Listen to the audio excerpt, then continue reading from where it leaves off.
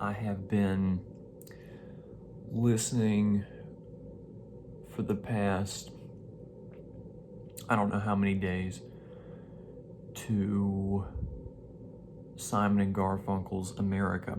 The bit that I can't get out of my mind is, "Kathy, I'm lost," I said, though I knew she was sleeping.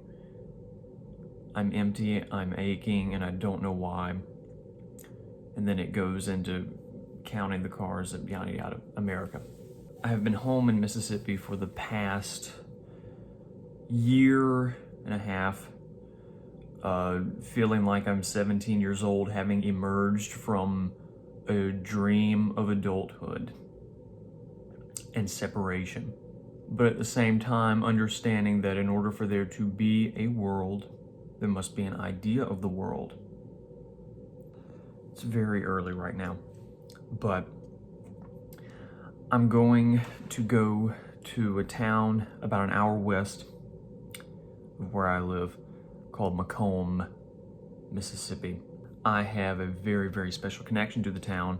I used to travel there every single year with my grandfather, and I have not been back since I was 12. He has been gone since I was 13. I will explain more of the significance of the town as we travel. But there you have it. Why do I feel inspired to return after 8 years without my guide beside me? I don't know. Nevertheless, I am empty and aching, as I mentioned, and I don't know why. I am aching to go back to McComb, and I don't know why. Kathy.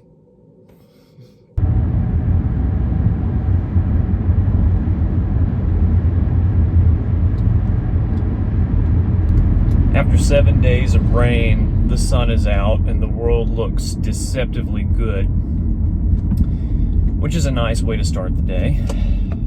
Again, as I mentioned before, my reasoning for taking this trip today is still unclear to me, but as I said, we'll find it. So, a little backstory. McComb, Mississippi was a big railroading town. My family's connection goes back a long way because my family, as I mentioned, originates, I guess, from there, at least as far back that is worth my remembering. What I knew as a child was we came from McComb. In sometime between 1960 and 1965, my late grandfather and recently late grandmother moved several places, but eventually wound up in Hattiesburg, Mississippi, which is where I live now. But when I was born in the year 2000 and the 13 years that followed, we would go back to McComb all the time, mainly for family reunions. The thrill of waking up early in the morning and going and taking those road trips to McComb with my grandfather is, something that I hold very, very close to me. It's one of those things that I wrap, myself in during those miserable, freezing cold hours.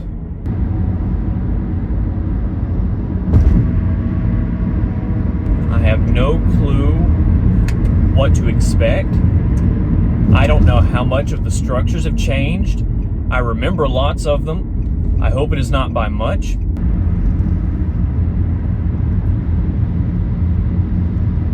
Alright, I have made it to Pike County. Reliably rural. So the first thing that I'm going to do is, look for the turnoff to Highway 51. When I get to McComb, the first place I'm going to go to is the hub. The source of all of the success of the town, downtown McComb, where the original IC shops were. You have to understand, when I was a child, that was my spot. I loved that station. I loved that museum. I'm looking forward to being in that area again. I also must confess that my stomach is churning a little bit. I'm a little nervous to be back here after all these years. I don't know why, but I don't know a lot of things right now.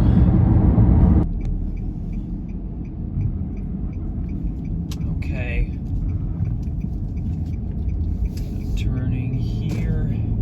The depot should be right up here. Some of this does strike me as being very familiar. I just looked to my left and my heart got broken. Please don't tell me that I just saw what I thought I saw. God in heaven. Oh dear. Well, we're not off to a great start. The depot is burned down. And it seems as though just about everything on the museum property is blocked off right now. I'm going to try to get over there. Oh, well, not all of it's blocked off. Oh, goodness. Well, it doesn't appear to be in too terrible condition. While of course it's burned, it is not burned entirely to the ground. This is still an active depot, or at least an active stop. I don't know how the passengers...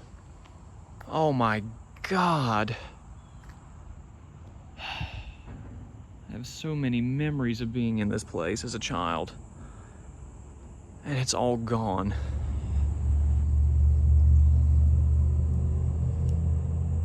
This depot was built maybe 100 years ago, and it's gone. Look at this. Look at this. The west side is just, it's gone. I mentioned before about how I didn't know what the intent of this trip was. If it was to lighten my mood. So these are now Canadian National Tracks. Once upon a time, Illinois Central Tracks. The east side of the depot, this area, was converted to a museum to celebrate what used to be this massive booming rail yard, which was right here. And most of the structures for the rail yard are gone, except for the car shop down there. And over here are a few remnants. This is the beast. Illinois Central. What is it, a mountain type? Not a mountain. What is it, it's a 482 steam locomotive built 1943, I want to say. Built in Paducah, Kentucky. I think I'm pronouncing that right. Let's see just how huge the thing is. It's one of only two of its kind left. You see the number 2542. There is a 2500 that is in Illinois right now. I'm gonna walk down and try to look and see if I can find some remnants of the shop complex as it stood during the time of the 20th century. This will be very special though, because this is, again, my family's turf. You know, once upon a time, some of these rails, probably not these because they're new, could have been, you know, laid or surveyed at least by my great-grandfather. Way over there, you can see through the bridge, is the coal tower, which of course fed the steam locomotives. Stepping over the main line tracks, I'm coming over to the rusted out portion of the line. I'm also checking the ground to try to find a souvenir. I would collect that spike, but I have enough of them. And if I have too many of them, I won't know where they belong. I can't take the wildflowers because It'll die before I get back home. Maybe I should go walk over to the coal dock. I'm a little afraid that somebody will chase me off. Be it a CN employee or an inhabitant. What the hell?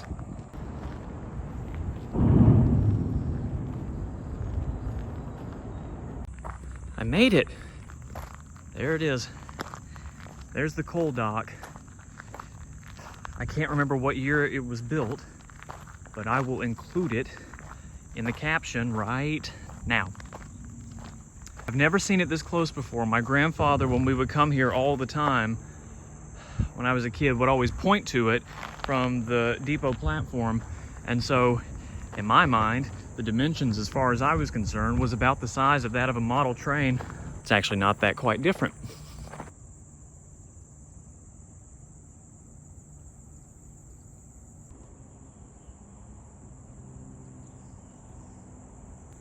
This looks like some sort of a spur track. You know, the thing about these big railroad towns is that they expanded to serve other even smaller towns far beyond that, because, you know, a spur track that connected to a main line railroad, what would it go to? It would lead to a short line railroad that would in turn serve other smaller communities along the way and help provide more jobs. And back when everything was built American, bought American, shipped American, this was the lifeblood of the entire nation. It wasn't just this town. Right now, we have, I think, eight major freight rail lines in this country. We used to have over 200. Everything was consolidated. Everything was boxed up. It was bought. It was merged. Go and watch a freight train go by, and kind of like how I am right now. Very slow moving, I think, freight train headed this way. I'm not concerned with it though, because it's Canadian National, and Canadian National put my family and most of the people of this town out of business, so good riddance, Canadian National.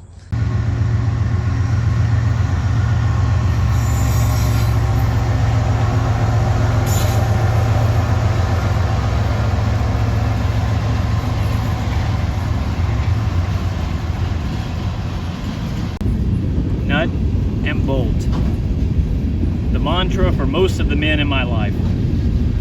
Just about every inch of what I'm walking through right now was once home of some structure here. I'm walking in particular to try to find the remnants of the roundhouse area, which would have kept all of the locomotives way, way, way off in the distance as the car shop. Not gonna walk down there though, because I believe it's still in use. I don't know what the hell they're doing in there, but it's still in use for something. I can't stress this enough. Thousands of people employed and made McComb a happening place. What you see behind me helped to do that. But what you see behind me from this angle has disappeared. You see, the trains still go through, but the business is gone. When the Illinois Central shops closed, and then Canadian National bought out the rail line, you had thousands of people out of jobs. As a result of that, McComb began a financial collapse, which it has endured now for at least 40 years.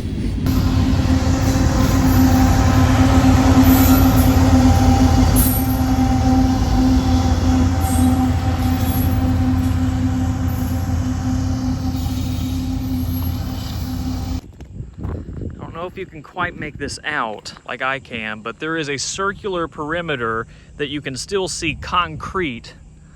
This was the roundhouse, and somewhere would have been a pit, which I guess has been covered.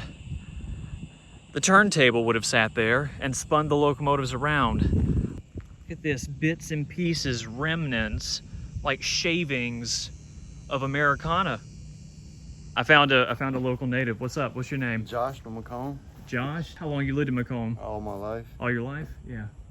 What's it been like for you here? Man, it's all right, dude. I mean, yeah, it's all right. Yeah.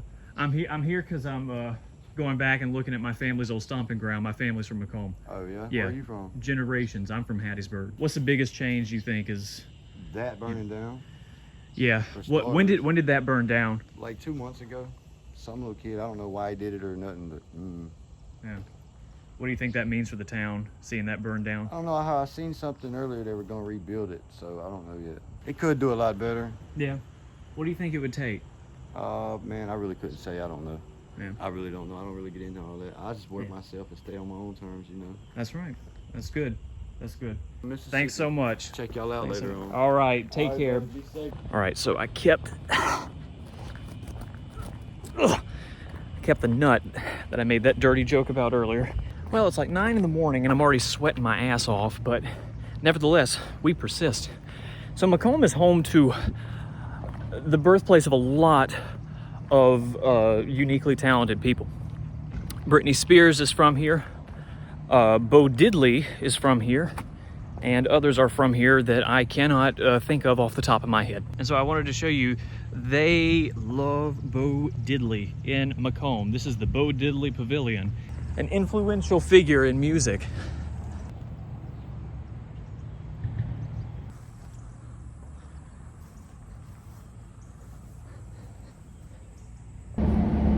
It is the coolest that it has been all summer here in McComb, which is to say 88 degrees, which is also to say I'm still sweating like a virgin at a prison rodeo.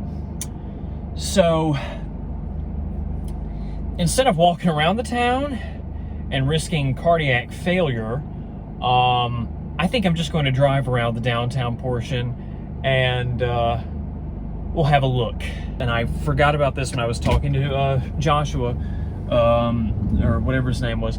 I forget that we are still in the middle of a raging pandemic, and right now in my state, we are in a real crisis because we are completely out of ICU beds. Mainly because, and I'm going to try to be as politically impartial as I can be with this, our shit-ass governor, whoops, my wicked tongue, he hasn't really set his priorities on eviscerating the pandemic and getting the state vaccinated, which is why we are the lowest in the nation when it comes to vaccinations. Anyway, because I don't want to put anybody at risk, I will stay in my car. Pike County is one of the few remaining Democratic rural strongholds. One of the last counties in rural America that went overwhelmingly for Kennedy, and then overwhelmingly for Carter and Clinton and Obama. And as party policies, platform, rhetoric, and appeal have shifted so drastically over the past several decades, we're losing a lot of those rural Democratic counties. Nevertheless, Pike County is still there, although that margin is shrinking. But Pike County is one of those places that votes not because they feel comfortable with a candidate, but they expect some serious results from their elected leaders. They vote the way that every voter should, by thinking of themselves, their livelihood, their brothers, their families. There is such a disconnect between the system and communities like this. If you're voting for different people for water commissioner, you know, every year of your life, but the pipes are still bad, you're gonna give up. Behind me is a McDonald's that my grandfather used to take me to all the time when I was a kid, and as you can see, it looks like a typical McDonald's, right? Well, when I was here, it used to be designed as if it were an old railroad station, and it had murals of trains and so forth on it, and inside there were model trains all over the place, running up the walls and so forth. Well, now it appears as though it has been redesigned to the standard, disgusting, depressing, brutalist McDonald's. There's a piece of culture that's been wiped out. There's an old glass shop on the right, and a few other businesses that have closed. Looks like there's a vinyl graphic place that's open. Rogers Auto Supply. Looks like that seems to be in pretty good shape. Seems like they have a lot of customers. An electric supply company right there. This is good. The Broadway Deli. Looks like a nice little place. I may have to stop and get some food there. I've never heard of that. I've never eaten there before. I believe up ahead there's a drugstore. I am actually going to park.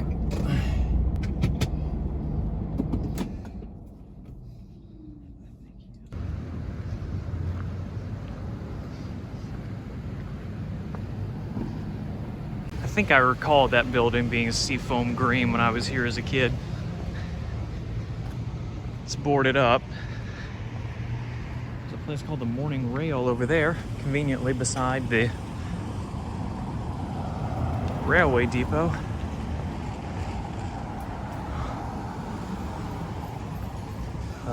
For sale, for sale, for sale. Closed up, for sale. To be bought by who? That's the question. Hopefully someone very, very soon. This is what I'm talking about. We need programs, we need attention, we need so many things. A reminder of small town spirit is one thing. Rhetoric is only a start, but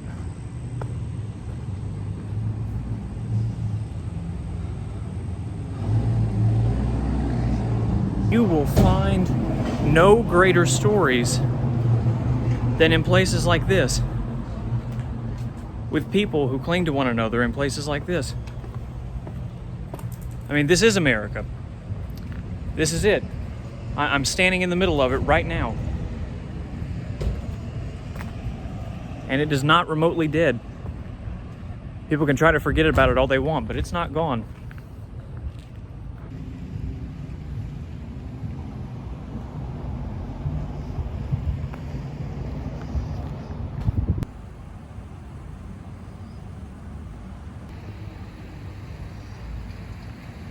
Place called McCrory's at one point. Now it's a law firm. Seems to be doing all right. One of the things I respect about the town is that it does not tear things down. You see this in a lot of places in big urban America where, well, through gentrification and things like that, these big investors come and they tear down old structures and then they, of course, build things that are new and disgusting. But here, it's almost like I'm walking through Germany or something. Everything is just repurposed. And it's beautiful. All right, I know I broke my own rule. I went out and filmed, even though I said I wasn't going to, but I didn't come into contact with anybody, so that's good. I'm gonna do something now that I have been wanting to do since I planned this trip at the last minute, which is I'm going to look for my great-grandfather's home.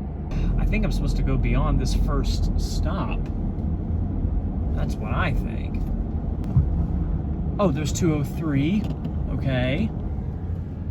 Oh, we're coming near it. There's 203. This is an adorable little neighborhood. Let me see. 208! There it is! That's his house. Oh. Oh, it's beautiful! Oh, how I wish I could get out and go see it. Now, another family member lived in a house nearby. I'm filming all of them in case my family watches this and one of them says, you know, oh, it was that one, the brown one, or the salmon one, or the brick one, or the yellow one. Look at these adorable homes. I can't get over it. I just can't get over it. I also can't drive straight. I probably need to put the camera down. What do we have here? This looks like a school. Is that what this is? It looks like a school. Ooh, I think I see a crepe myrtle. One of my favorite trees. Yes. Crepe myrtles come in 4 different colors, and the violet, or not violet, oh my God, that's magenta, is my favorite. So, what I will now do is wrap up this little tour with a trip to a place called Percy Quinn State Park beside a lake. Then I will get my bearings straight and try to digest everything that I've seen today before heading back home. Well, guys, Percy Quinn Park. Just behind me, way down there, is a lake. I would go to that lake, but I'd rather just sit in solitude here at a picnic table. This has been worth it, I think. You know, why do we go home? Why are we encouraged to go home? Why are we encouraged to find our roots? Why are we encouraged to hang tight towards our roots? I guess it is to give us a sense of honor.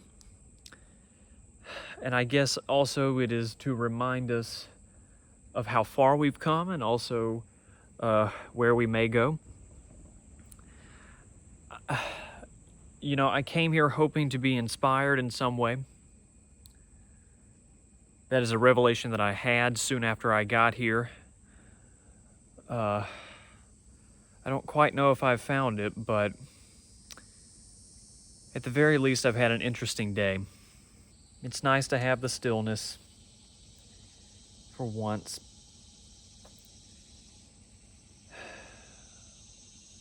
I do love this place. I do love McComb. And I miss my grandfather very much. Very much.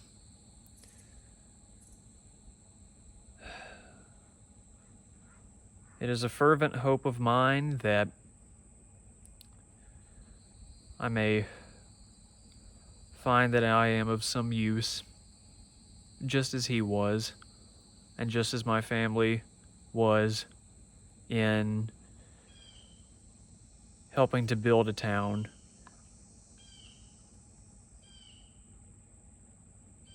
And I hope that others find that they have that power as well. But in the meantime, I will go home and attempt to survive. So to Pike County with love, I say thank you for the joyride.